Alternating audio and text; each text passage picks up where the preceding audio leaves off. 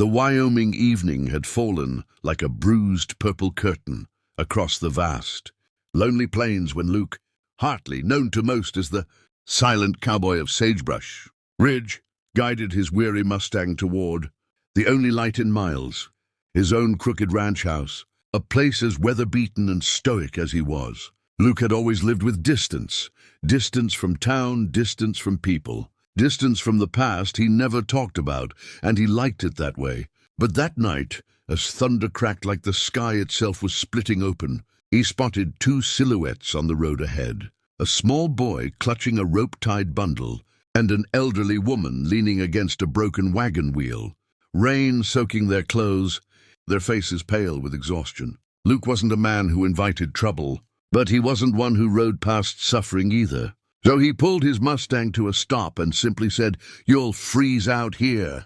"Come on."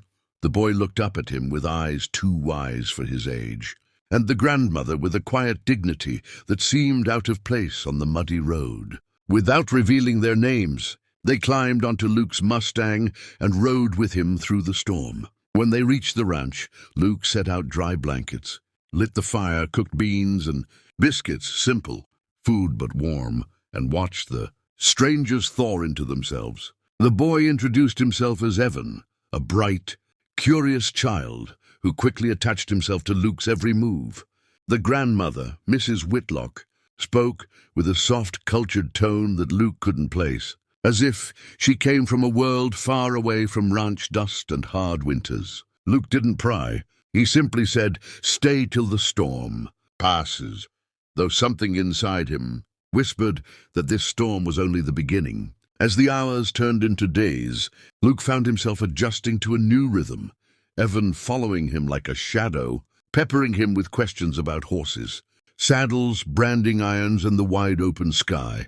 Mrs. Whitlock gently organizing his chaotic cabin, cooking meals finer than anything Luke had tasted in years, and sitting by the window each evening with a quiet sadness she never named. Luke, who had learned long ago that attachment was a luxury he couldn't afford, felt the dangerous warmth of belonging begin to stir in his chest. One afternoon, as he taught Evan to rope a fence post, the boy slipped in the mud, and Luke caught him by the arm before he hit the ground. Evan looked up with admiration and said, "You're the strongest cowboy I've ever met."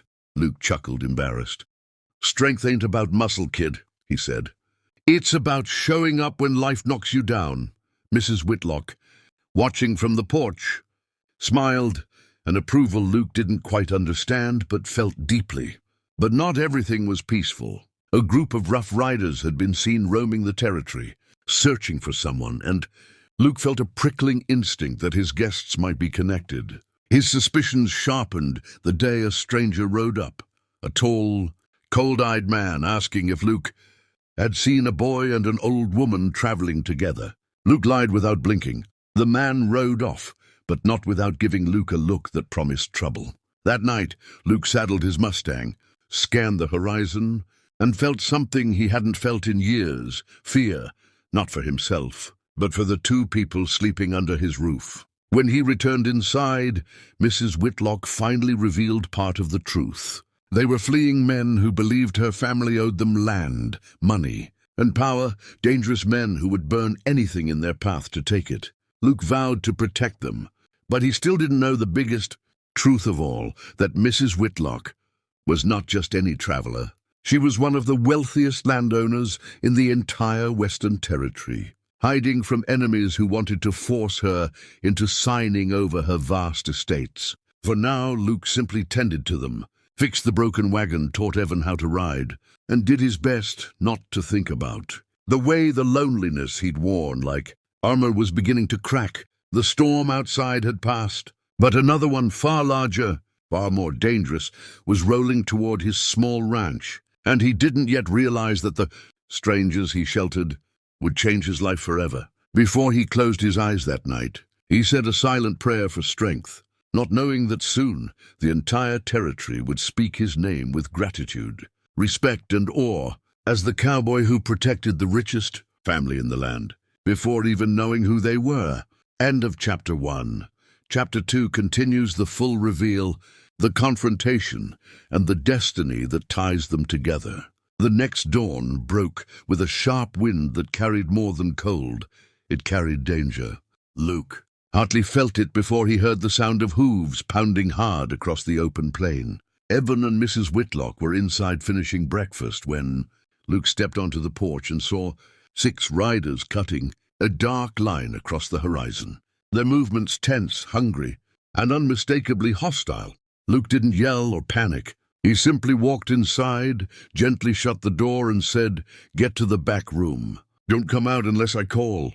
Evan's eyes widened, but Mrs. Whitlock just nodded, as if she'd known this moment was inevitable. She squeezed Luke's hand, her first touch of trust, before pulling the boy away. Luke walked out alone, rifle slung low but ready, boots steady on the dry earth. The men circled in like wolves around a lone buffalo. Their leader, broad shoulders, scar down his jaw, eyes that glittered with greed, looked Luke up and down. "We know they're here," he snarled. "Hand them over." Luke simply replied, "There ain't nobody here but me." The man smirked, then tried intimidation, then bribery, even threatening to burn the ranch. Luke didn't flinch. His calmness enraged them.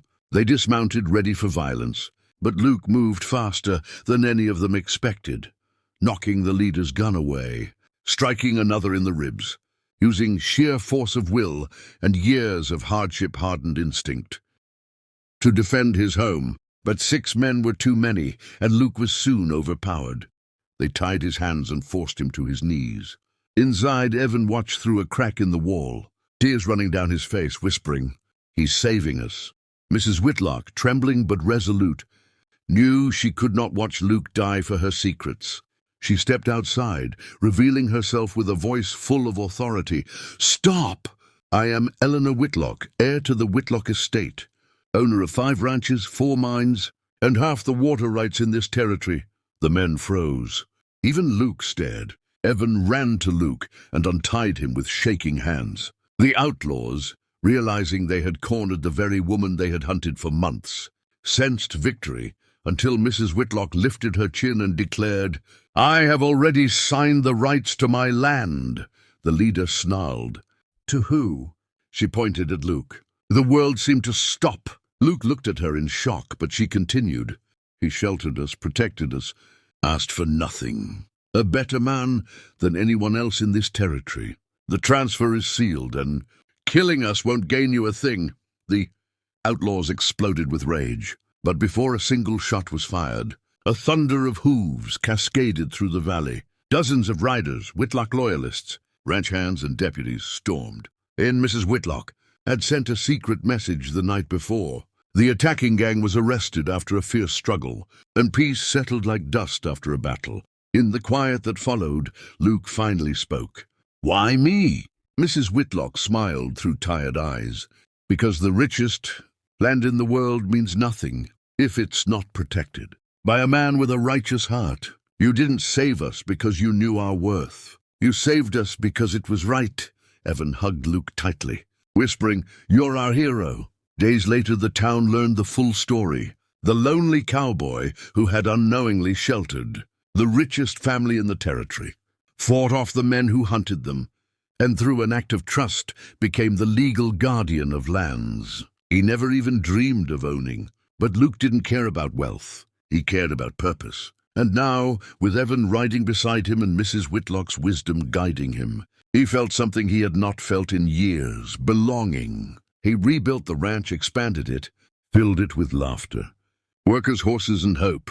The man, once known as the silent cowboy, was now known as the guardian of Whitlock Ridge, a legend not built by money, but by courage. And every evening, as the sun bled gold across the sky, Luke found himself silently grateful for the stormy night when 2 strangers knocked on his door and changed his destiny forever.